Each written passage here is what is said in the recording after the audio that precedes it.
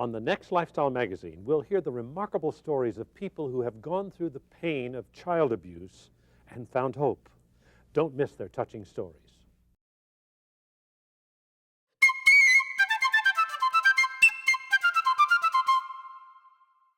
This is Hello Channel. Most of us can't understand how it happens, and yet it's reported that 3 million children are abused every year in the United States. And this tragedy cuts through all financial and racial barriers. The stories you're about to hear may horrify you, but they'll also inspire you.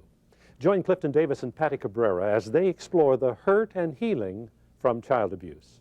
I'm Dan Matthews, and this is Lifestyle Magazine.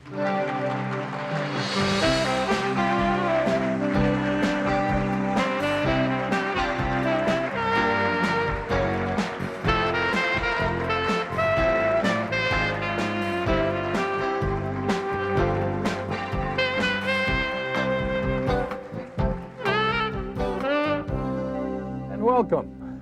Our first guest today is Connie Mercado. She's now the happy mother of 3 children. But when she was a child, things were anything but happy. Thanks for being here, Connie. My pleasure.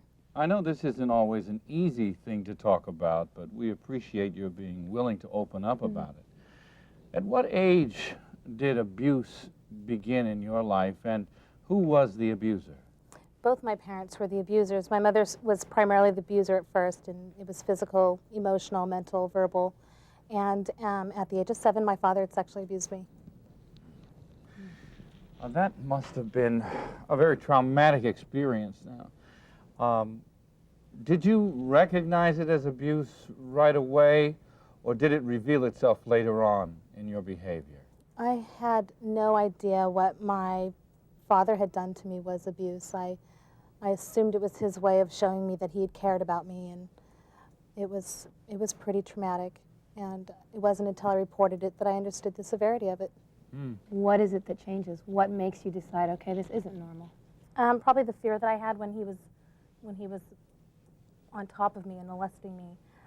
Just the fear that I had that it didn't feel right inside. And I went home to the foster home that I was in after the weekend visitation that I was on with him and told my foster sister. When you say the fear, but that must have been scary too. I was petrified.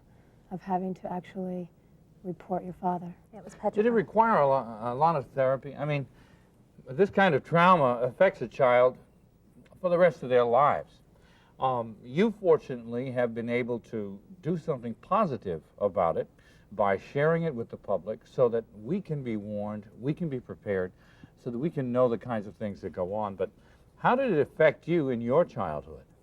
I withdrew. I was very quiet and reserved, and I didn't really open up and share with anybody until I'd gone to Child Help USA, where they had therapy programs to bring out the problems that I was having inside and learning to deal with those issues. Did you find difficulty in relating to other children during that period? Not really. Most of the children were like me. They had been in similar situations, some far worse than myself. But I found comfort in being around those kids and knowing that I wasn't the only one. So we're talking about from what age to what age are we dealing with the abuse this kind of abuse? The abuse started in my family from the age of 3 up until I was 15.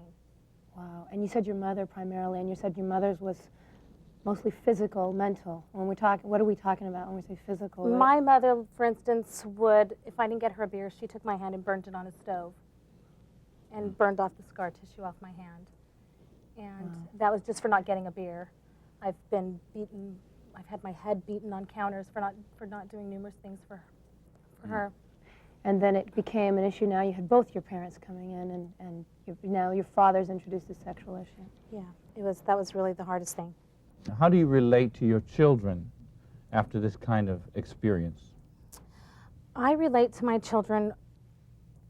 I take time to think about them first, what their feelings are, how they're interpreting me coming off to them, and I really take into consideration their feelings more because I know how I felt when I was in situations where I would be getting in trouble for probably a petty thing, And I take a lot of time to think, and Mommy's the one that takes the time out if I need the time out. What kind of advice would you give to parents today? Because we may inadvertently abuse our children psychologically or otherwise. What kind of advice would you give? The best advice that I could give to any parent would be that if you are not in control of the situation, you need to remove yourself from the situation. And Does that mean? gather Go your ahead, thoughts. Patty. Well, no, it makes me think that we always hear about this, the cycle as it continues, and I'm wondering, have you faced that directly, where you have been a product of an abusive home, and now you have children, and they're doing something to make you very angry, as, you know, little petty things that you mentioned. Every day is a struggle. I will never overcome abuse until I have my children out of my home and they're off on their own. And so every day it's a struggle. If my kids are doing something that I find that I can't handle the situation, I remove myself from the situation and place them in their room and me in my room for us to gather our Because thoughts. So it it's is, something you that you recognize. have to address Yeah. on a daily basis, but you can overcome. That's right. Listen, there'll be more when we return.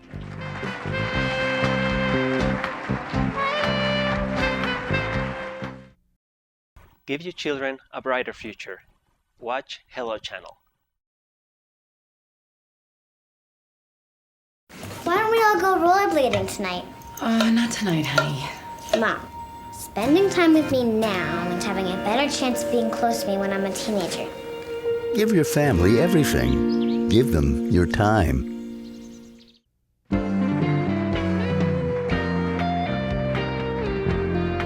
We're back with Connie Mercado. Connie, what kinds of therapy over at Child Help USA did you find most beneficial in dealing with the abuse problem? Well, they have a lot of programs at Child Help, and a lot of them are therapeutic as far as arts and crafts. There was a 4-H club because there's a ranch out there, and I found that most beneficial because I was able to care for the animals and kind of love them the way that I hadn't been loved. Maybe you can tell us what Child Help has helped you learn. I would say that Child Help USA opened up a part of me that helps me to communicate better with my children so that I understand them on their level, because that's important. I just think it's terrific that you could take a negative parenting situation and turn it into a positive one. Take your bad foster parenting situation and become a real parent, the kind who exhibits real, caring, nurturing qualities to your child. I mean, I guess it's a very important thing for you to break that cycle of abuse, isn't it? It's probably the most, other than having my children, the happiest thing that I've ever experienced in my And life. we're talking about natural parents, abuse from natural parents, and then going to foster homes and getting abuse from the parents from in your foster homes. Were you ever afraid that the cycle would continue? Every day. I mean, when you were pregnant with your first child, were you afraid that you might abuse that child? Every day of my life, I face that fear. And when I wake up my children and I look at them in their eyes, I know that it's a struggle and that it will be a struggle for me today, tomorrow, and forever. And brothers and sisters you have? Yes, I have a brother and a sister, and they all live back east. And How was that growing up? Were they also abused? they were abused. If I primarily made sure that if my mother was upset, that she had me to take it out on. The times that I wasn't there with my brother and my sister, they had some abuse, nothing as severe as mine. So you were kind of a caretaker, and you kind of put yourself in between as a barrier Sacrifice. Yes. between your parents and your siblings. My siblings, yes, I did. Well, now here you're an adult. You're a mother of 3 And doing well. and doing well. Yes. What do you say to those parents who are survivors of abuse? How should they cope? What kind of skills? Is there something you want to say? The only thing that I could say that I think would benefit anybody is to take what you have, apply it to your life, and move forward, and not to dwell on the past. Not to dwell on the past. Well, I guess that's easy to say if you've come to grips with it, if you've faced it and you've found a way to cope. What about that person who hasn't quite coped with it, who's just recognizing, right out here, who's just recognizing that they've got a problem underneath them? How would you help them right now? the first thing, by them just acknowledging that they might have a problem, that's the first step. And then them going forward from there to find programs that might be beneficial to them. Child Help has an 800 number that anybody can call and get free information on their 800 number. They'll send you books, literature, whatever information you need. And just knowing that you have a problem, that there might be a problem there, that's acknowledgement enough that you should do something. You feel like you've overcome it now? Not yet. Every day it's a struggle, but every day that I don't lay a hand on my children is a day that I've gone, that I've made it. Well, we're going to come back and talk more about this. And when we come back, we'll talk to someone we think of as a real hero around here. He's been helping kids heal from child abuse for years. My biological father got out of prison and kidnapped a 13-year-old girl in Puerto Rico who he kept locked up for a year. And the result, she died of childbirth because she was undernourished, and so was I.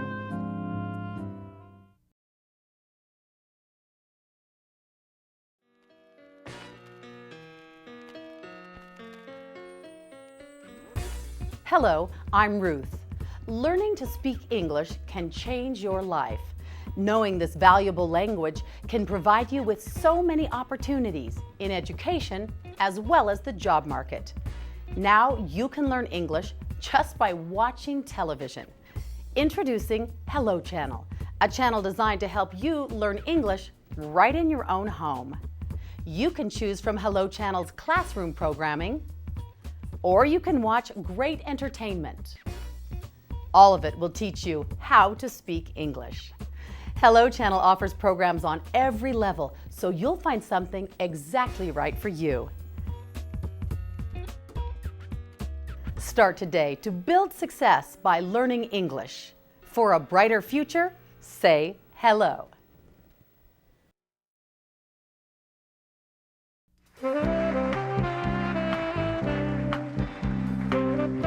And welcome back. Bill Steiner is the National Director for Child Help USA.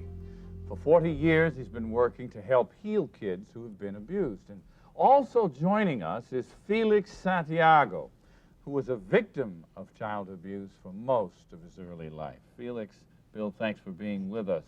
Felix, I'm really anxious to get into your story, particularly because of the way you've overcome. Tell us a little bit about that childhood. Well, to begin with, I am the product of a rape. My biological father got out of prison and kidnapped a 13-year-old girl in Puerto Rico who he kept locked up for a year. And the result, she died of childbirth because she was undernourished, and so was I. Hold on a second. He kept her a prisoner for the whole first year that he had kidnapped her, 13-year-old girl. Right. And during that year, you were born. Actually, he got scared when she was about to give birth. Yes. So I guess he threatened her and took her to the doctors, and that's when he got arrested. And I was born. My mom died, and my custody was given to the Department of Social Service after I got out of incubator because I was undernourished as well. The Department of Social Services took over because my father was incarcerated at that time, charged with murder, rape, and attempted murder on me. Now that wasn't that's where it began. Right. But you had some worse stuff Right. happen after that. Tell us about that. Well, my supervision was placed under the custody of a child abuser. My foster mother was being a child abuser for a long time. She has been abused herself, and when I was about 8 years old, I realized that something was wrong in my family. This is what happens. My mom was, she tied me up to a chair when I was about 8 years old, tattooed her name to my back, and gave me a shot of cocaine. Bill, does this happen often? It happens more often than we would like to think. You know, as been indicated, there's more than 3 million reported cases of child abuse and neglect in the country a year, and about 500,000 children can't live with their own parents and have to be removed by the courts. Well, it's just a frightening thing to think of. Being a parent myself, I discipline my kids, but I can't imagine tying my child up and administering drugs to them. Life is so short. Unfortunately, our time is running short, too. There's so much to this story, so much I want to hear from you. Tell me, what happened? How did you get into prison? Well, after the abuse at home, it was that happened for a period of years. When I was about 13 years old, my mother started talking to me about how I admire her in some sort of a way because she was a savage on the streets and people on the streets respected her a lot. So I admired that side of her. And although I had to endure a lot of beatings and sexual abuse from her, there was a side of me that loved her a lot. Now, this is a fascinating dichotomy to me. That is a really interesting thing. A part of you wants to love, a part of you wants to hate. Hey, we'll examine this issue and more when we come back.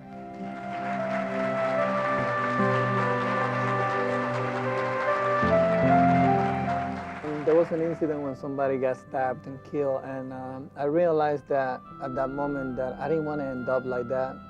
And I asked God to take over my life, and He did. Hello. The job market is a competitive place. In today's economy, extra skills mean a better job for you. Speaking English is the skill you need for greater opportunity, more money, and a brighter future. Introducing Hello Channel, an exciting new television channel that teaches English as you watch TV. There's something for everyone, and the more you watch, the faster you'll learn. All you have to do is say hello.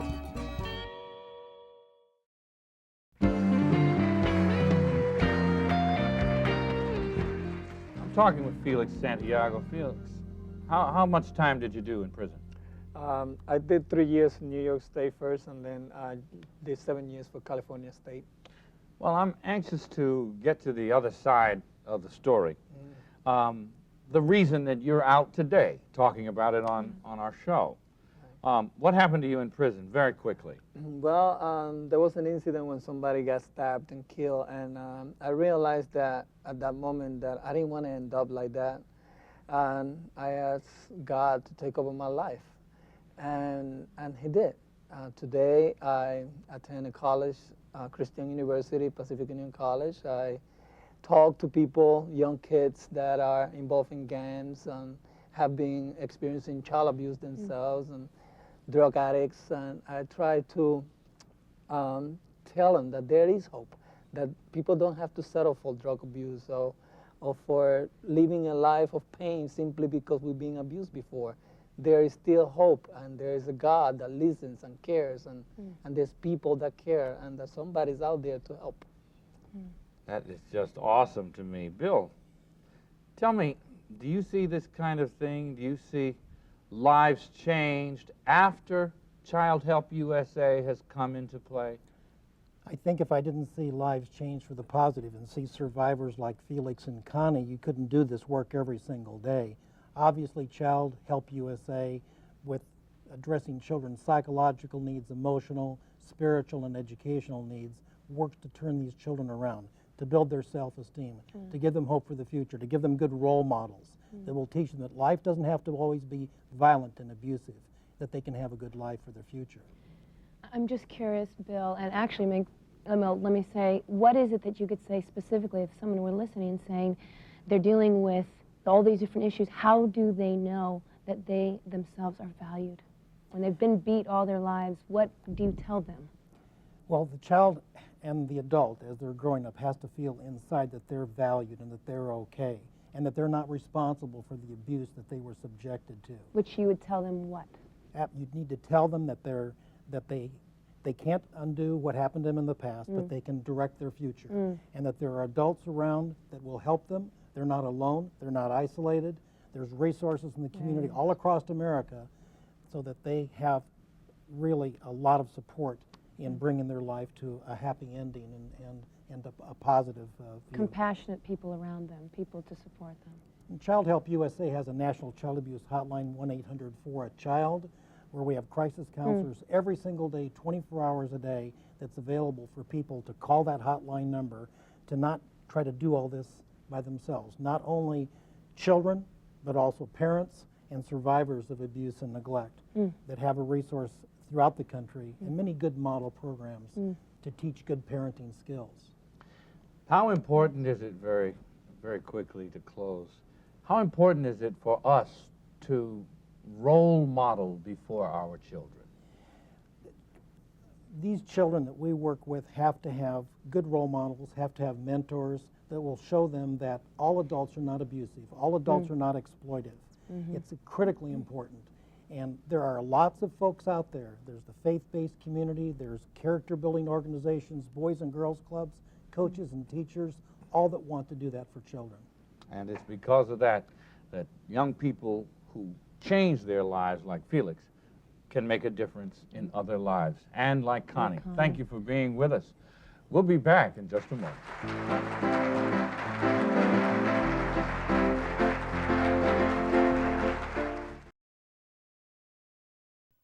We learned English. Your kids can too. Just watch Hello Channel.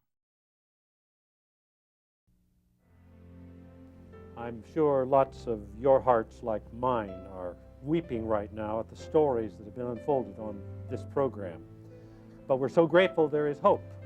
And Connie, Felix, I'm sure there's a boy and a girl watching this program right now. You had one thing you could say to them, Connie.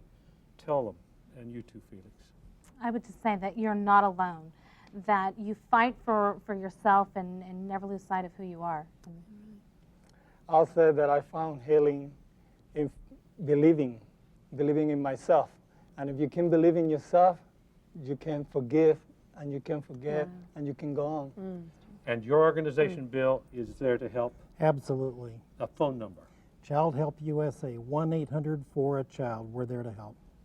And if you are one of those people who may need help right now, that's the phone number.